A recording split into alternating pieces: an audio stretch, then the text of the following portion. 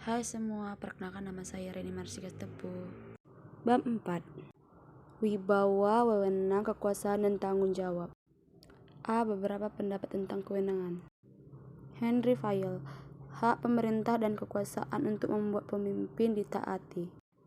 J.R. Terry adalah ciri daripada suatu komunikasi atau perintah dalam organisasi formal dan menyebabkan ia diterima oleh para anggota sebagai suatu perintah kepadanya untuk bertindak atau menentukan apa yang harus ia perbuat. D.J. Dimani, bahwa memisahkan otoriti dengan power adalah perlu. Ini sama pentingnya dengan memisahkan pengertian otoriti dengan leadership. Power mengandung pengertian fisik, yaitu kecakapan membuat sesuatu. B. Sumber-sumber wewenang. Yang pertama itu sumber-sumber hukum, yang kedua sumber tradisi atau kebiasaan, yang ketiga sumber pelimpahan, yang keempat sumber rahmat dan hidayat Tuhan. C. Batas-batas wewenang.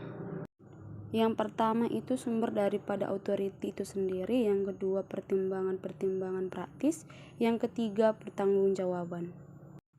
D. Tanggung jawab.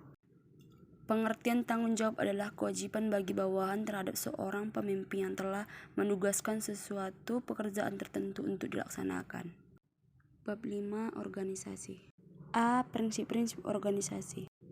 Yang pertama, organisasi harus mempunyai tujuan. Yang kedua, harus ada pembagian kerja dan penugasan yang homogen. 3. Ada kesesuaian pertimbangan antara tugas, wewenang, dan tanggung jawab. Yang keempat, tugas, wewenang, dan tanggung jawab harus dilakukan setepat dan sejelas-jelasnya. 5. Azas hierarki. Yang keenam, azas komunikasi. Yang ketujuh, pengecekan terhadap pelaksanaan perintah. 8. Azas kontinuitas. Yang kesembilan, saling asuh antar instansi. Yang kesepuluh, koordinasi.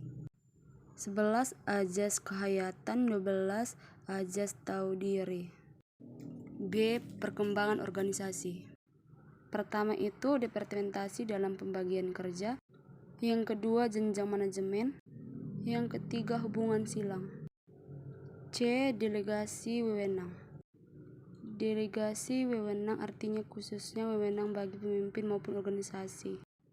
D. Sentralisasi dan desentralisasi. Sentralisasi wewenang adalah apabila wewenang dan pengambilan keputusan terhadap segala sesuatunya dipusatkan kepada satu tokoh, yaitu pemimpin puncak. Desentralisasi adalah jikalau wewenang dan pengambilan keputusan itu dipencar-pencarkan ke seluruh organisasi. E. Panitia atau komite. Panitia dapat dibentuk sebagai bagian daripada organisasi formal dan tergantung pada kebutuhan organisasi itu sendiri. F. Lini dan staf. Yang pertama masalah lini dan staf, yang kedua hubungan wewenang lini dan staf. G. Wewenang fungsional. Kekuasaan seorang pemimpin terhadap proses-proses dan kebijaksanaan seorang pemimpin atau masalah-masalah lain yang berhubungan dengan pelaksanaan kegiatan yang dilaksanakan. H. Bentuk atau tipe organisasi. Yang pertama organisasi lini, yang kedua organisasi lini dan staf. 3. Organisasi fungsional, yang keempat organisasi lini dan staf. Yang kelima organisasi lini, staf, dan fungsional. I. Organisasi formal dan informal. C. Learning organization menuju efektivitas. Sekian presentasi dari saya, terima kasih.